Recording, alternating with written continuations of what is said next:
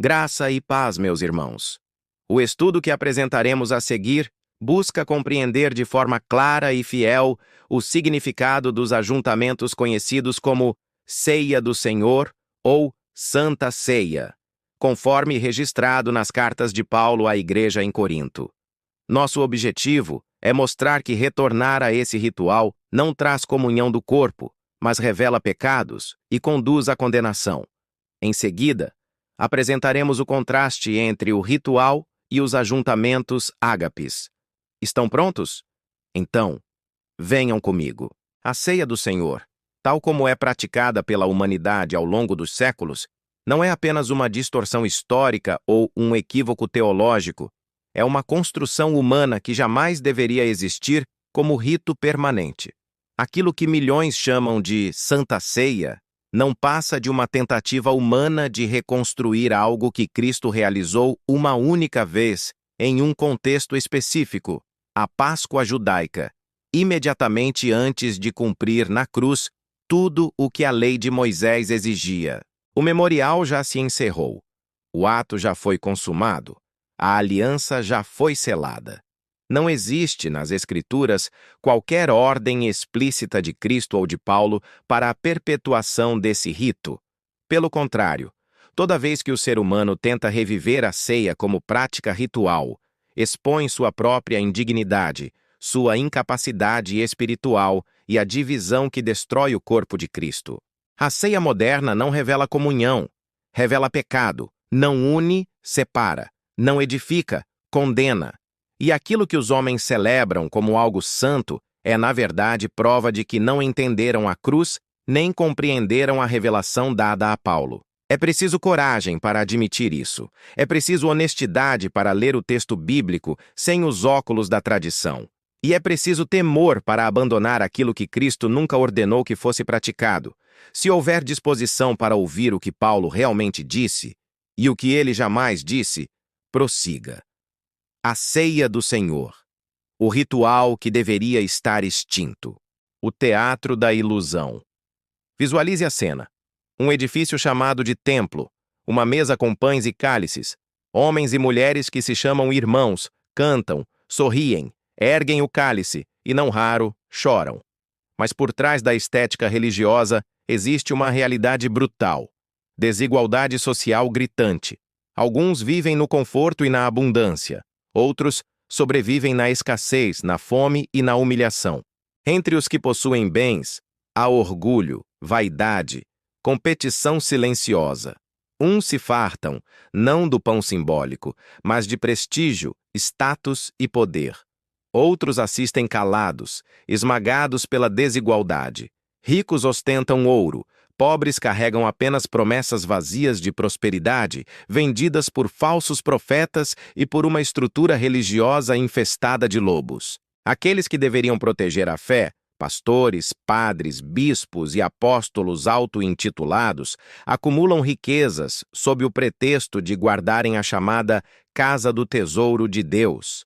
Na prática, porém, esses supostos tesouros têm como cofre os próprios bolsos desses falsos profetas. Eles chegam ao ponto de ameaçar continuamente seus seguidores, explorando-os por meio da culpa, do medo e da ganância, manipulando consciências sem o mínimo pudor. Aproximam-se das classes mais humildes, não para servi-las, mas para explorá-las. Enquanto isso, muitos desses líderes vivem hoje em mansões, viajam em jatos particulares e se hospedam em hotéis de luxo.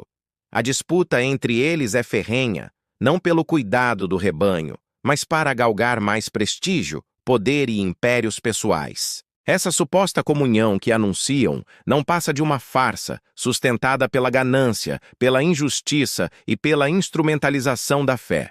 Cantores gospel comercializam aquilo que deveria ser gratuito. Missionários buscam conforto enquanto multidões vivem em casas de barro e lonas. A fachada é piedade, a essência é hipocrisia. É exatamente esse cenário que Paulo denuncia, ainda no primeiro século, quando escreve à igreja de Corinto. Quando vos ajuntais, não é para comer a ceia do Senhor. Primeira carta aos Coríntios, capítulo 11, versículo 20. Essa frase não é um detalhe litúrgico, é uma denúncia espiritual. Paulo afirma de forma direta que aquilo que eles chamavam de ceia já não era, e não poderia ser, a ceia do Senhor. O corpo dividido e a impossibilidade da comunhão ritual. Hoje, muitos ainda acreditam que pão e cálice podem unir ricos e pobres, criar comunhão ou corrigir desigualdades. A verdade é implacável. Nenhum pedaço de pão ou cálice pode transformar mansão e favela em igualdade. O ritual não muda a realidade das pessoas nem corrige injustiças. Chamar isso de comunhão é uma fantasia que só acredita quem gosta de piada sem graça. O corpo de Cristo não é um só membro, mas, se fizermos a analogia ao que ocorre dentro dos templos religiosos, vemos que os braços, pernas e demais membros desse corpo vivem em mundos separados. Paulo lembra que o corpo de Cristo é um só, mas possui muitos membros. Ora, o corpo não é um só membro, mas muitos. E o olho não pode dizer à mão: não preciso de ti, nem ainda a cabeça aos pés: não preciso de vós. 1 Coríntios 12, 14 e 21. Se um membro erra, todo o corpo cai. Se um braço busca conforto enquanto outro membro sofre, toda a comunhão é violada. O corpo tende a colapsar. Se alguém se julga digno, todo o corpo é ferido, pois muitos membros ficam doentes, outros ficam fracos, e muitos até chegam a morrer, literalmente. Não há forma de restaurar a ceia entre seres humanos, porque a dignidade exigida é impossível de alcançar. Todo esforço humano é condenado, e todo ritual que tenta substituí-la ou imitá-la é violação da lei cumprida por Cristo. A revelação recebida por Paulo. Relato histórico, não instituição litúrgica. Paulo escreve: porque eu recebi do Senhor o que também vos entreguei. Que o Senhor Jesus, na noite em que foi traído, tomou o pão, e tendo dado graças, o partiu e disse: isto é o meu corpo, que é por vós. Fazei isto em memória de mim. Semelhantemente, depois de cear, tomou também o cálice. Primeira carta aos Coríntios, capítulo 11, versículos 23 a 25. Paulo não estava presente fisicamente na última ceia. Ele estava em Éfeso quando escreveu aos Coríntios, Atos dos Apóstolos, capítulo 19, ou seja, a centenas de quilômetros de distância, distante da confusão que reinava entre os coríntios. O que ele transmite não é uma ordem para estabelecer um rito contínuo, mas um relato revelado diretamente por Cristo sobre um evento específico, a última Páscoa, imediatamente antes da cruz. Essas palavras são históricas. Cristo não instituiu um sacramento perpétuo. Ele cumpriu a Páscoa judaica e encerrou a exigência da lei. Paulo não cria liturgia. Ele denuncia a tentativa humana de restaurar aquilo que já havia sido consumado. O fazei isto e o erro da repetição ritual. O fazei isto não autoriza a restauração da ceia como rito.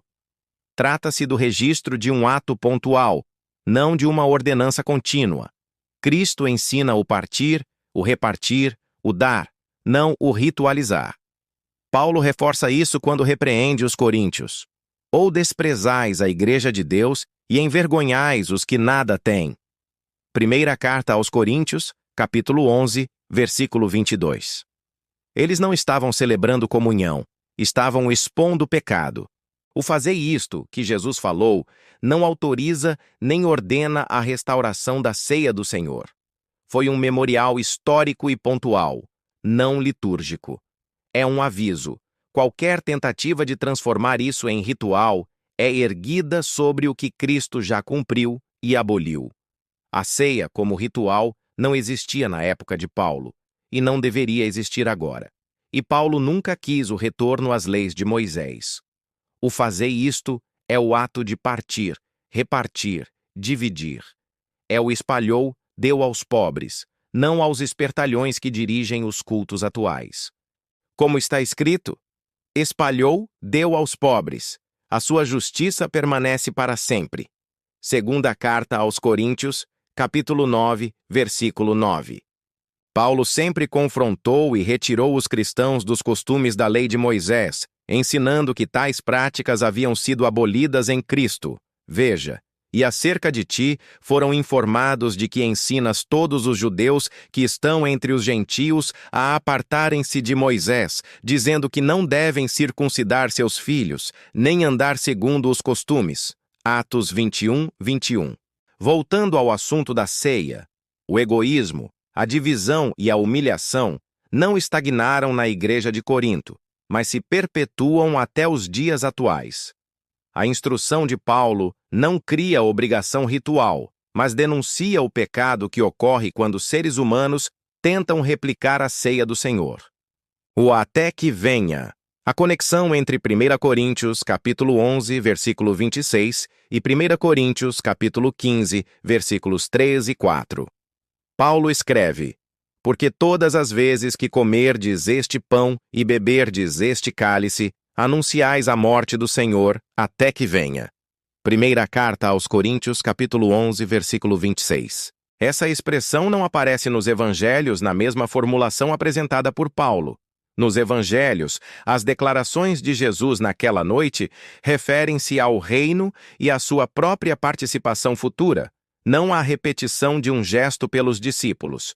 Em primeira carta aos Coríntios, capítulo 11, essa expressão é revelada a Paulo como complemento do relato histórico da noite da traição, permitindo-lhe compreender a totalidade do que Jesus disse naquela noite de Páscoa que antecedia sua morte. O até que venha não institui repetição ritual, nem autoriza prática litúrgica contínua, tampouco funciona como referência normativa à segunda vinda. Ele apenas preserva, dentro da revelação concedida a Paulo, o sentido completo das palavras de Jesus aos discípulos naquele contexto específico, para que o anúncio da morte fosse corretamente entendido e não transformado em rito posterior à cruz. O próprio Paulo esclarece no mesmo livro qual é o centro do evangelho que ele prega. Porque primeiramente vos entreguei o que também recebi, que Cristo morreu pelos nossos pecados, segundo as Escrituras, e que foi sepultado, e que ressuscitou ao terceiro dia. Primeira carta aos Coríntios, capítulo 15, versículos 3 e 4. Aqui está a chave interpretativa. O capítulo 15 de 1 Coríntios explica o capítulo 11. Observe, em ambos os capítulos, Paulo usa a mesma expressão. Porque primeiramente vos entreguei o que também recebi. No entanto, no verso 34 do capítulo 11, Paulo deixa claro que certas questões ele só iria tratar quando retornasse a Corinto. É justamente no capítulo 15 que ele revela essas questões pendentes, expondo de forma definitiva o cerne do Evangelho.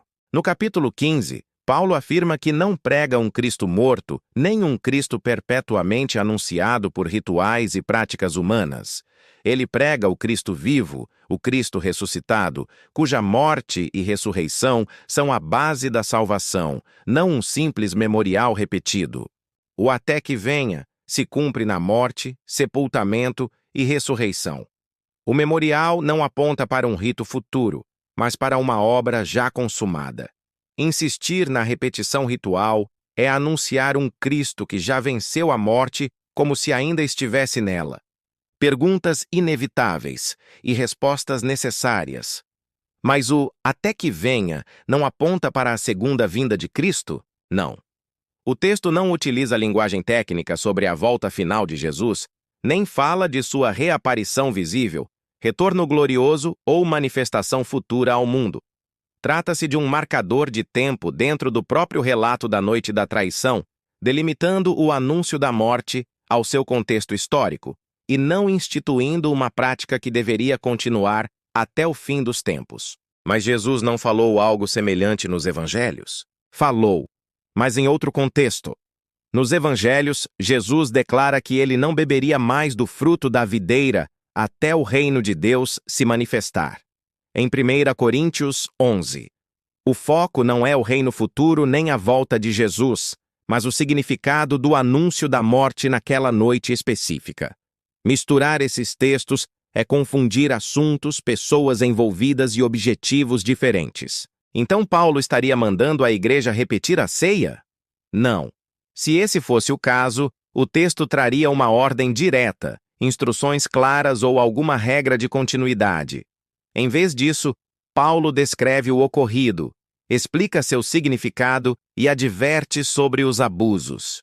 A fala pastoral direta só reaparece no versículo 33, quando ele diz: "Portanto, meus irmãos." Mas por que Paulo adverte com tanta severidade?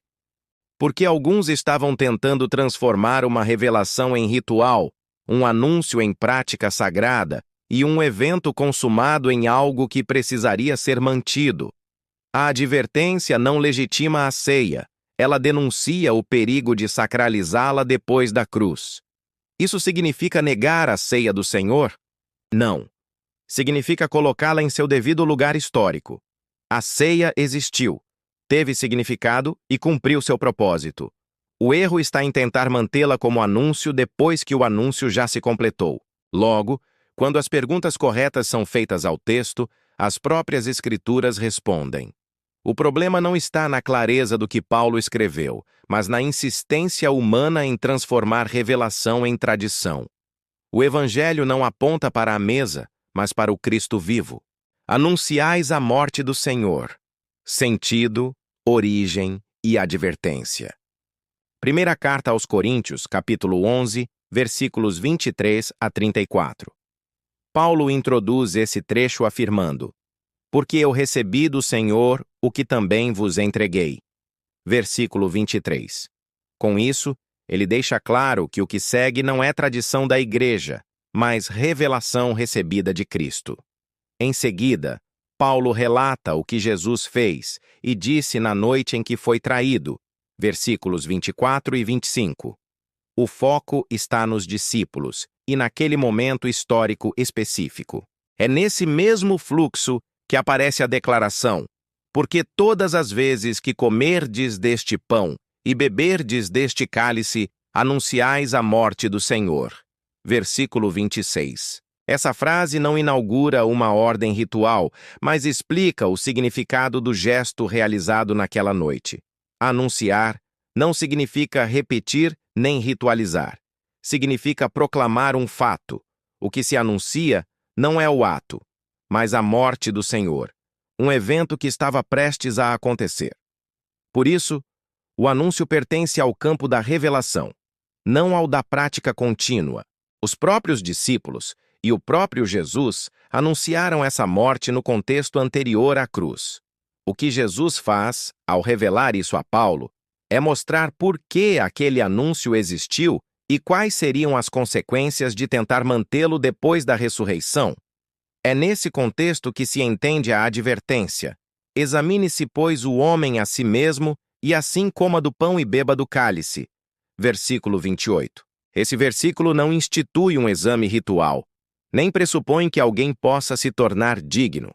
Ele explica que, se alguém insistir em comer e beber, deve fazê-lo com discernimento, entendendo o que aquele gesto significou e, sobretudo, o que ele não é mais depois da cruz. O examinar-se não é preparação litúrgica, mas compreensão espiritual para não transformar revelação em prática sagrada. Por isso Paulo prossegue: "Porque o que come e bebe indignamente, come e bebe juízo para si, não discernindo o corpo do Senhor." Versículo 29. A revelação recebida por Paulo reforça que Cristo já é o único digno, que o memorial já se cumpriu na cruz e que qualquer ritual humano é pecado e é condenável diante de Deus, independentemente da intenção ou aparência de comunhão que os homens tentem transparecer. Não discernir o corpo é não compreender que a morte já foi anunciada e cumprida, e que não pode ser revivida por gestos. Quando o homem tenta sustentar o anúncio por meio da prática ritualizada, ele desloca o centro do Evangelho, trocando a obra consumada por uma repetição humana. Paulo mostra que essa tentativa gera consequências espirituais, versículos 30 a 32, que precisam de correção, justamente porque o anúncio da morte não foi dado para ser mantido. Somente depois disso, Paulo conclui: "Portanto, meus irmãos, Quando vos ajunteis para comer, esperai uns pelos outros. Versículo 33. Ele não diz quando vos ajunteis para anunciar, nem para ceiar, mas simplesmente para comer. E ao dizer, se alguém tiver fome, coma em casa. Versículo 34. Paulo fecha completamente a questão. Ele separa de forma definitiva o anúncio da morte, que pertence à revelação e à pregação, de qualquer tentativa de revivê-lo por prática comunitária. Paulo apontou para o ágape, não para um ritual vazio que apenas traz consequências condenáveis. Assim, anunciais a morte do Senhor refere-se a um evento consumado, não a algo que deva ser sustentado por repetição. Quando esse anúncio, que pertence ao momento anterior à cruz, é transformado em ritual após a ressurreição, ele deixa de ser anúncio e se torna distorção. É exatamente contra isso que Paulo adverte. Por isso, voltar a praticar a ceia do Senhor como forma de anúncio não é cristão. Não porque a morte de Cristo tenha perdido valor, mas porque ela já foi plenamente anunciada. O anúncio que permanece agora não é o da morte, mas o do Cristo vivo. O autoexame impossível. Examine-se, pois, o homem a si mesmo. Primeira carta aos Coríntios 11:28. Esse exame exige dignidade, e nenhum ser humano pode reivindicá-la, porque o que come e bebe indignamente, come e bebe condenação para si. Primeira carta aos Coríntios 11:29. Aí fica fácil, aí fica claro, aí fica transparente demais. Pois se pararmos para raciocinar, chegamos a outra conclusão inevitável. Se me julgo digno e como, esbarro na graça, pois a salvação não é por mérito nem por obras, e a Escritura grita contra qualquer tentativa de autojustificação. Pois vocês são salvos pela graça, por meio da fé. E isto não vem de vocês, é dom de Deus. Não por obras, para que ninguém se glorie. Efésios 2:8-9.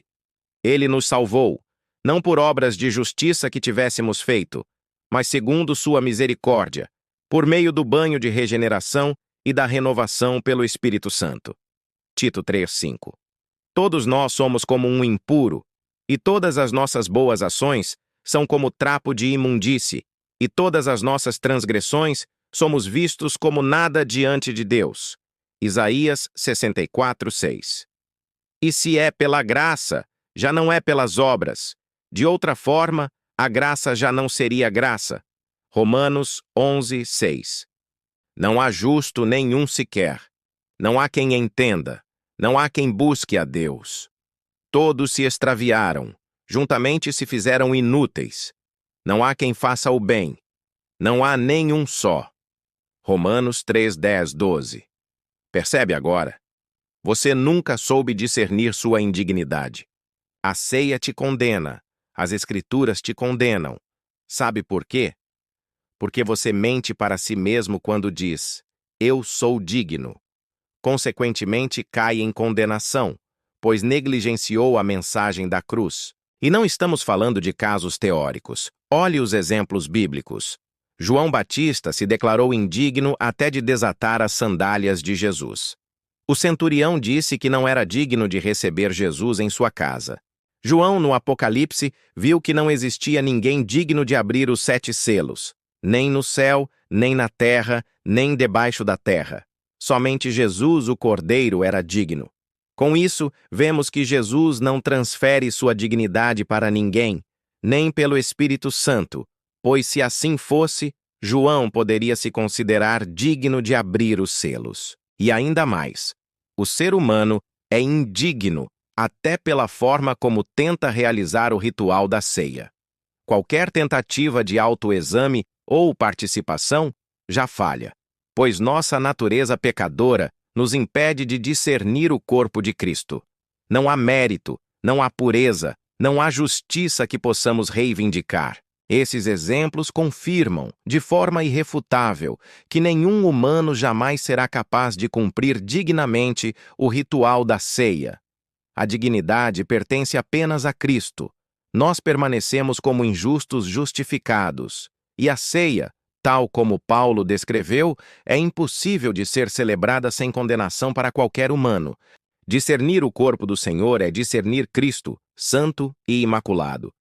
Porque nos convinha tal sumo sacerdote, santo, inculpável, sem mácula. Carta aos Hebreus, capítulo 7, versículo 26. Diante disso, o ritual não salva, condena. A única ceia futura. Cristo foi claro. Desde agora não beberei deste fruto da videira, até aquele dia em que o beba novo convosco no reino de meu Pai. Evangelho segundo Mateus, capítulo 26, versículo 29. A próxima ceia verdadeira não acontece na terra, nem em templos humanos. Ela ocorrerá nas bodas do Cordeiro. Quando homens insistem em praticar, no tempo presente, aquilo que Cristo reservou para o reino, fazem exatamente o que Paulo denunciou. Cada um toma antecipadamente a sua própria ceia. Primeira carta aos Coríntios, capítulo 11, versículo 21. Isso não é a ceia do Senhor, é a ceia dos homens. E se é ceia dos homens, já receberam o seu galardão diante dos homens. Da parte de Deus, porém, não há aprovação, mas condenação e juízo, caso não haja arrependimento e retorno ao verdadeiro Evangelho de Jesus Cristo. Conclusão. A ceia do Senhor foi cumprida na cruz. Cristo é o único digno. Paulo jamais ordenou sua repetição. Pelo contrário, denunciou o pecado de tentar restaurá-la. O evangelho que Paulo prega não é ritualístico, mas cristocêntrico. Cristo morreu, foi sepultado, ressuscitou. Primeira carta aos Coríntios, capítulo 15, versículos 3 e 4. Quem insiste na ceia como rito, anuncia um Cristo que Paulo nunca pregou. Não está em jogo um costume religioso, está em jogo a fidelidade ao evangelho. Portanto, arrependa-se, saia desse ritual que só te condena, saia da Babilônia. Quem cumpre preceitos da lei de Moisés, decai da graça. E ouvi outra voz do céu que dizia: sai dela, povo meu, para que não sejas participante dos seus pecados e para que não incorras nas suas pragas. Apocalipse, capítulo 18, versículo 4. Esse chamado não é simbólico apenas, nem genérico. É uma ordem de separação, de rompimento com um sistema religioso corrompido, econômico, opressor e enganador. E de novo protesto a todo o homem que se deixa circuncidar, que está obrigado a guardar toda a lei. Separados estais de Cristo, vós os que vos justificais pela lei, da graça tendes caído. Gálatas 5, versículos 3 e 4. Porque eu, pela lei, estou morto para a lei, para viver para Deus. Gálatas 2:19. Porque a lei do Espírito da vida em Cristo Jesus te livrou da lei do pecado e da morte. Romanos 8, versículo 2. E não somos como Moisés, que punha um véu sobre o rosto, para que os filhos de Israel não atentassem na terminação do que se desvanecia. Segunda carta aos Coríntios, capítulo 3, versículo 13. Mas até hoje, quando é lido Moisés, o véu está posto sobre o coração deles. Quando, porém, se convertem ao Senhor, o véu lhes é tirado. Segunda carta aos Coríntios, capítulo 3, versículos 15 e 16. A cruz já falou. O véu já foi rasgado. Resta apenas uma escolha: tradição dos homens ou Cristo vivo. Reflexão. Chamado ao arrependimento e alerta espiritual. Se esta verdade abriu os teus olhos, não endureças o coração. A cruz já falou, o sangue já foi derramado, o véu já foi rasgado. Agora, diante de ti, só existe uma escolha real e definitiva: seguir a tradição dos homens ou render-se totalmente a Cristo. Não existe meio termo. Não existe zona cinzenta. Não é possível servir a dois senhores. Milhões caminham cegos, presos a rituais, escravizados por tradições humanas, sustentando doutrinas que nunca salvaram e jamais salvarão. Permanecem dentro de templos, métodos e sistemas religiosos que substituíram o Cristo vivo por práticas mortas. É por causa dessa multidão cativa que o canal Bíblia Sem Engano existe. para expor a palavra como lâmina, sem verniz, sem maquiagem religiosa, sem medo de ferir as trevas. Não para agradar homens, mas para confrontar consciências. Texto extra para fechar com chave de ouro. Confrontando o capítulo 10 e 11 da primeira carta aos Coríntios, ágape e ceia do Senhor, o autoexame impossível. Em 1 Coríntios 10, 16, 21, Paulo fala sobre o cálice de bênção e o pão que partimos, questionando se não são a comunhão do sangue e do corpo de Cristo. Ele adverte que não podemos beber o cálice do Senhor e o cálice dos demônios, nem participar da mesa do Senhor e da mesa dos demônios.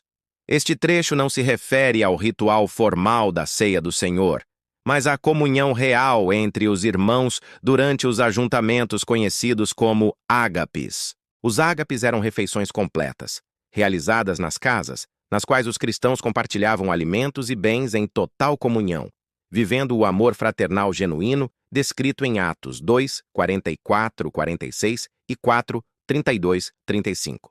Nessas reuniões, a dignidade humana ou o mérito pessoal não era relevante.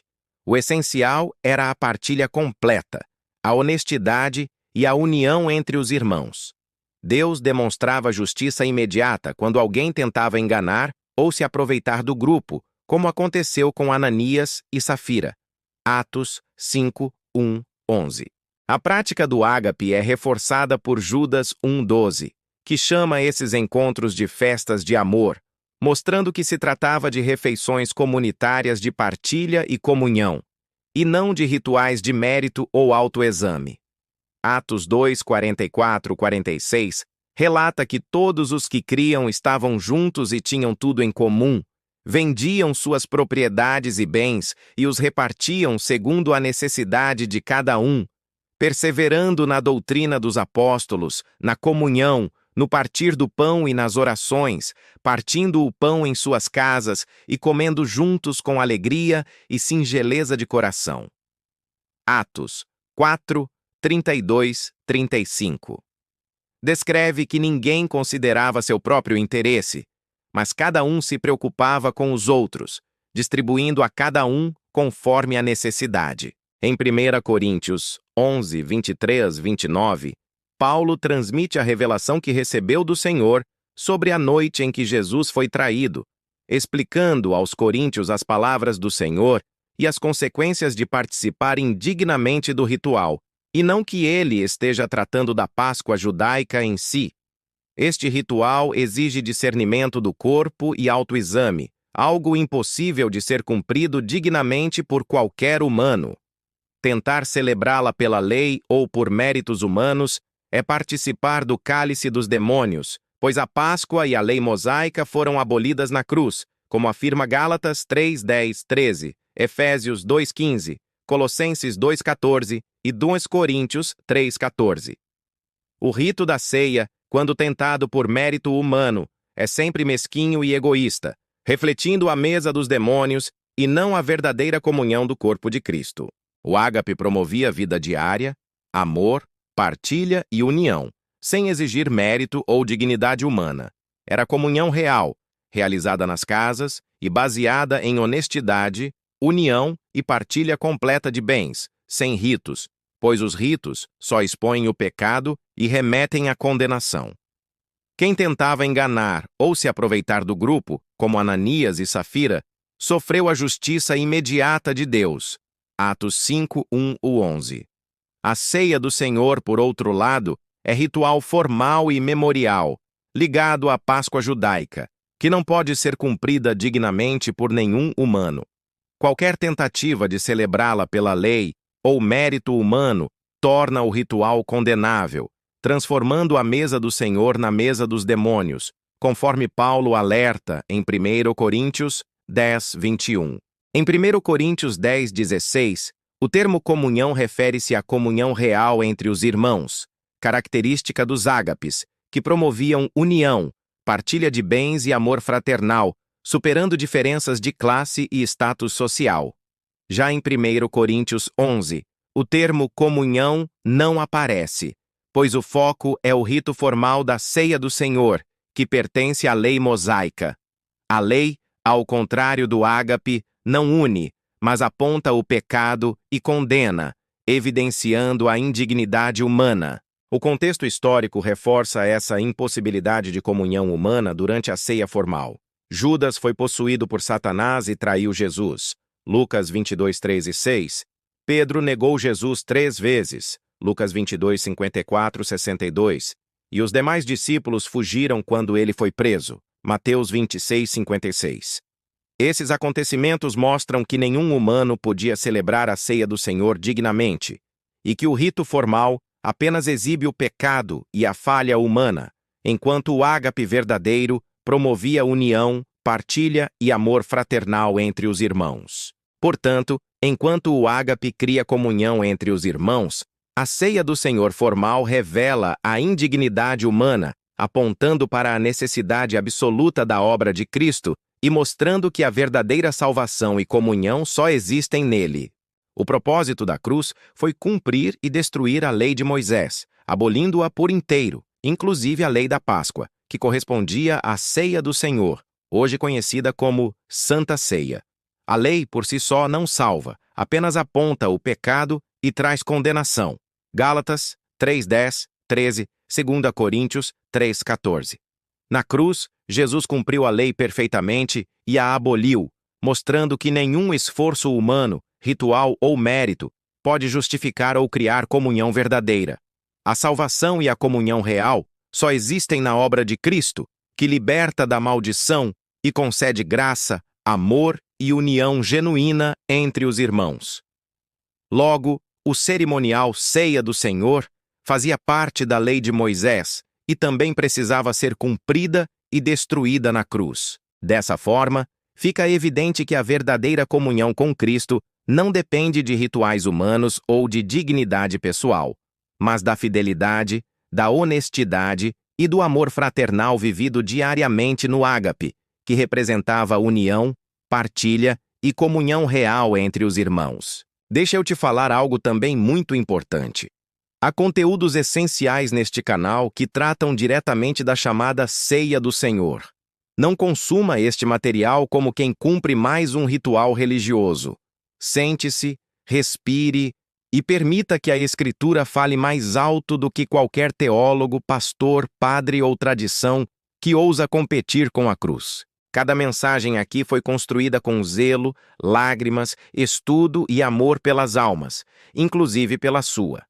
E sim, até mesmo aos lobos, falsos apóstolos, líderes enriquecidos às custas do povo e cantores milionários que comercializam a fé, o desejo expresso é que se arrependam. Porque riquezas acumuladas, casas, viagens, hotéis de luxo, cofres e contas secretas não comprarão um segundo sequer de alívio no dia do juízo. A esperteza deles dura apenas enquanto Deus se cala.